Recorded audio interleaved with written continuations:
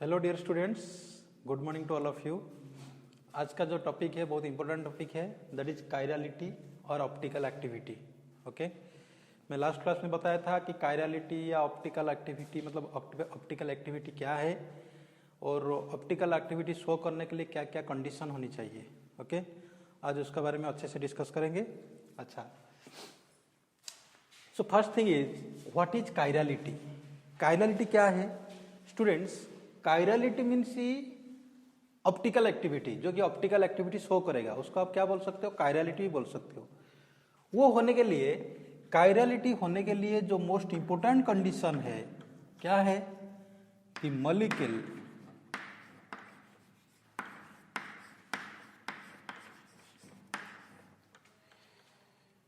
should not have plane of symmetry,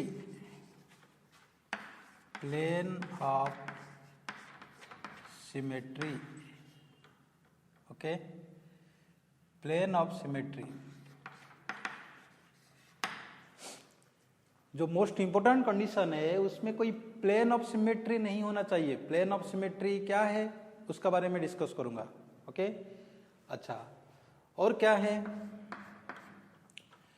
the molecule most have non super imposable mirror image. क्या है? The molecule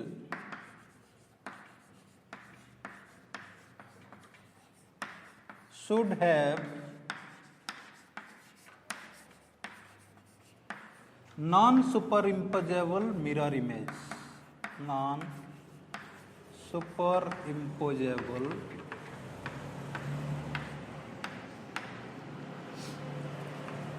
mirror image।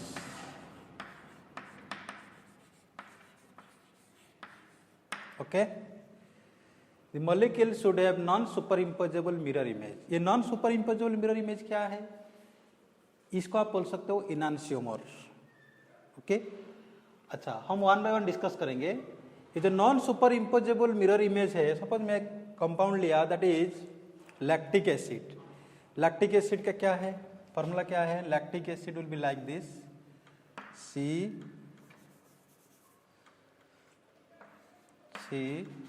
COOH।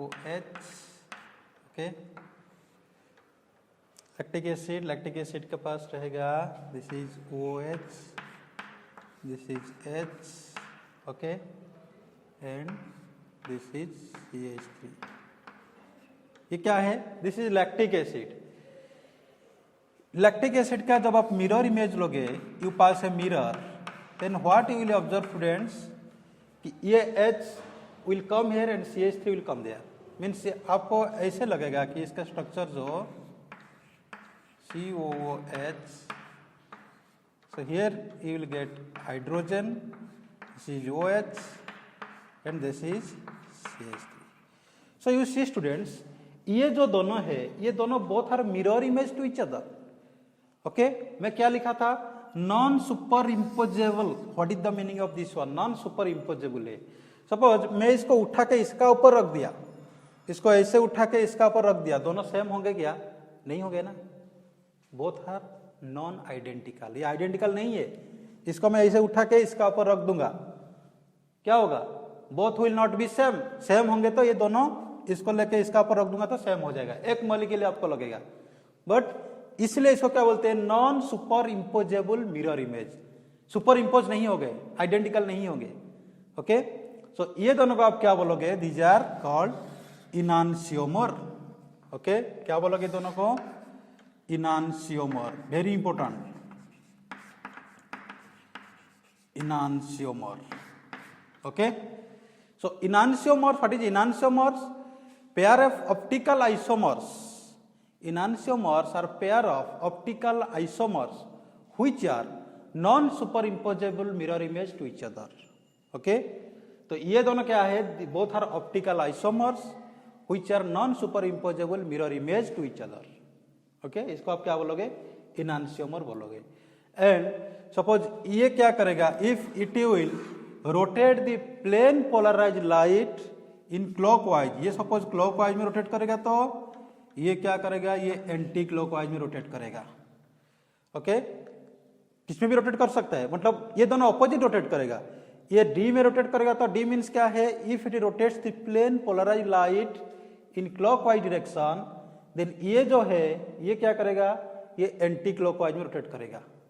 Otherwise suppose ये L में, L means ये anti clockwise में rotate करेगा तो ये clockwise में रोटेट करेगा। ओके, दोनों का रोटेशन अलग होगा। ओके, ये क्लॉकवाइज में करेगा तो ये एंटी क्लॉकवाइज में करेगा।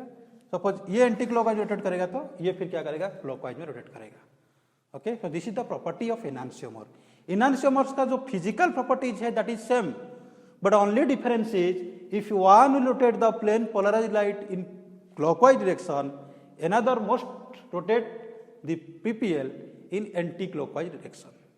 ओके, अदरवाइज ये दोनों का सारे चीज सेम है, फिजिकल प्रॉपर्टीज सेम है, केमिकल प्रॉपर्टीज सेम है, but the only difference is towards the behaviour of light. एक प्लस में रोटेट करेगा तो एक माइनस में रोटेट करेगा।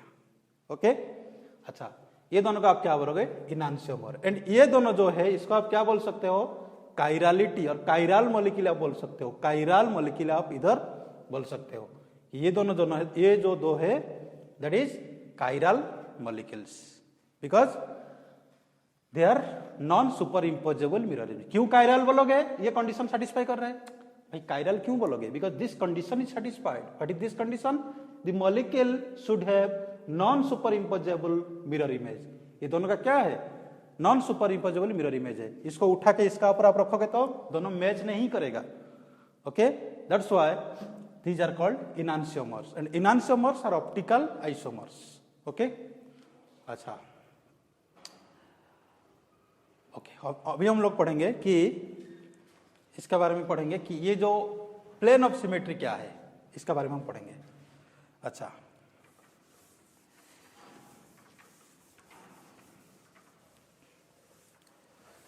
देखो students,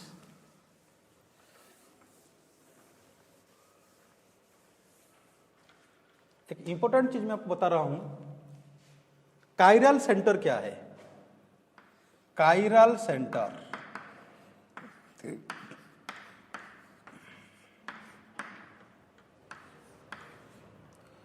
what is chiral centre, मैं बताया था आपको लास्ट लेक्चर में बताया था what is chiral centre. Chiral centre means an sp3 hybridized atom which has 4 different atoms or groups attached to it. मतलब chiral centre and chirality both are different. Please remember भाई, chiral centre जो chirality वो नहीं है। Chirality means ही optical activity. Please remember, chirality जो है optical activity वही है, but chirality and chiral centre both are different. Chiral centre के साथ काइरालिटी का कोई लेना देना नहीं है। ओके, अच्छा, what is chiral centre. So chiral centre is, मैं बताया था आप लोग को, N sp3 hybridized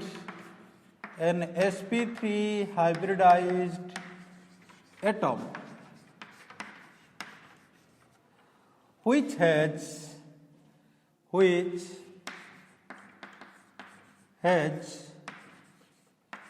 4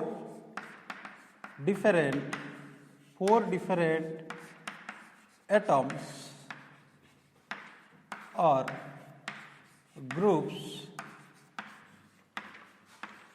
attached to it.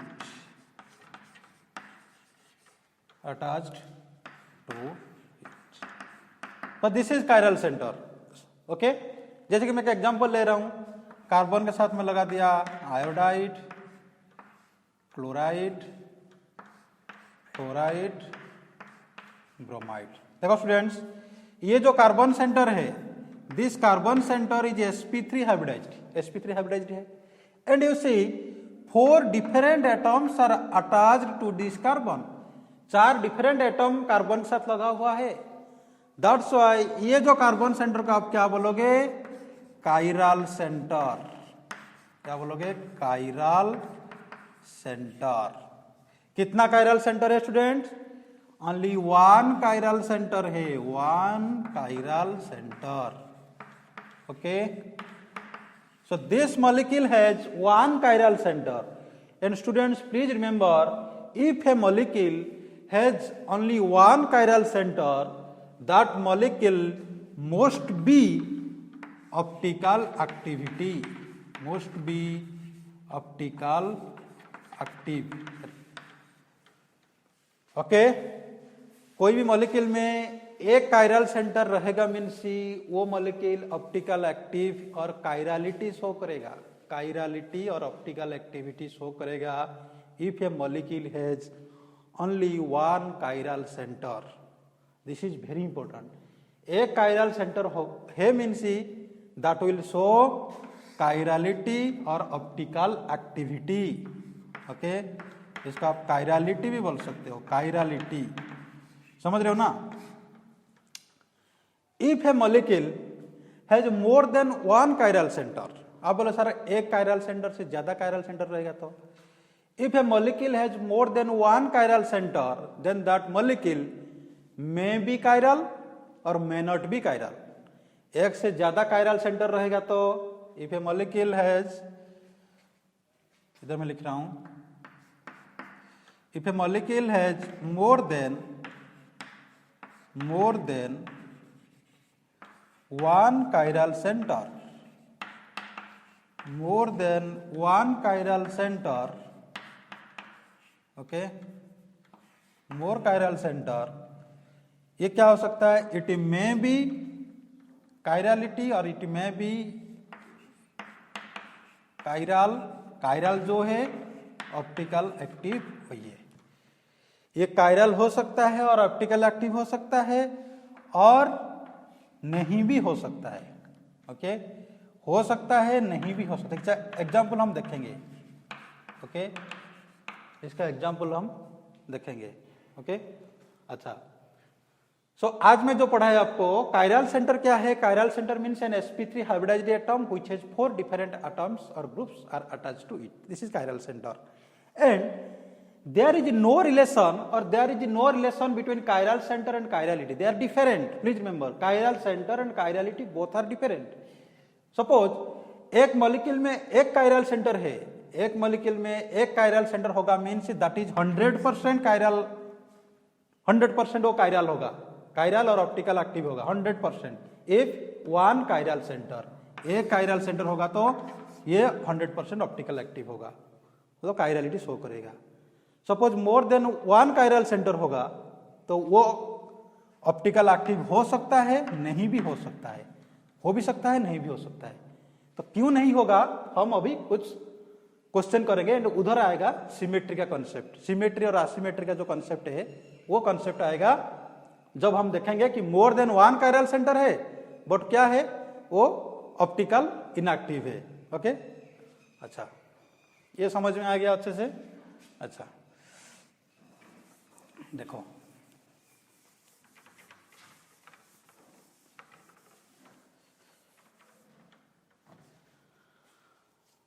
Late us take an example of tartaric acid. अच्छा टार्टारिक एसिड जाने से पहले मैं आपको एक चीज बता रहा हूं, ये सिमेट्री क्या है, असिमेट्री क्या है. सिमेट्री, अच्छा स्टूडेंट्स ये सिमेट्री मीन्स क्या है, कोई भी मॉलिक्यूल को आप दो डिवाइड कर सकते हो इक्वल हाफ में, इक्वल हाफ में आप डिवाइड कर सकते हो. जो मैं बताया था आपको plane of symmetry, plane of symmetry POS जो बोलते हैं.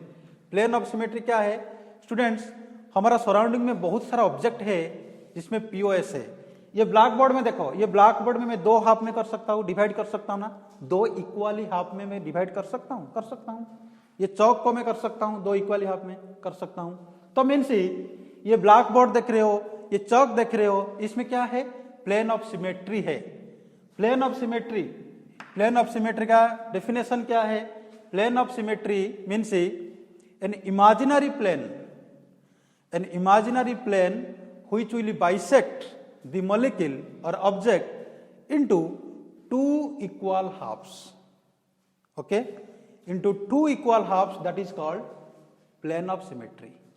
ओके जैसे मैं एक एग्जांपल दे रहा हूं ए, आपका अल्फाबेट ए में प्लेन ऑफ सिमेट्री है क्योंकि स्टूडेंट देखो मैं इधर एक लाइन खींचूंगा, ये एक प्लेन सपोज देखो ये साइड में जो है वो साइड में वो ही है, तो ये जो इसको क्या बोलोगे आप, इसको बोलोगे POS. means your alphabet A has plane of symmetry. Come to B. B में है क्या plane of symmetry? Yes. इसको अच्छे से लिखो B को. Okay. You see students, कहाँ है plane of symmetry? ये वाला है plane of symmetry. This one. देखो ये प्लेन पास करो इधर, तो ये प्लेन क्या कर रहा है? बाइसेक्ट कर रहा है इनटू टू इक्वल हाफ्स. मतलब प्लेन ऑफ सिमेट्री है क्या है? एक imaginary plane which will bisect the molecule into two equally halves. दो इक्वली हाफ है भाई, ऊपर जो नीचे भी हुई है. Okay, so this is plane of symmetry. Same thing for C. C में देखो ये है प्लेन ऑफ सिमेट्री. ये ब्लैक बोर्ड में देखो, मैं इधर ऐसे कोट करूंगा, दोनों same equal half. Okay, so these are examples some plane of symmetry. मैं नेक्स्ट क्लास में और कुछ एग्जाम्पल्स दूंगा, तो अच्छे से इसको पढ़ाई करो. Thank you.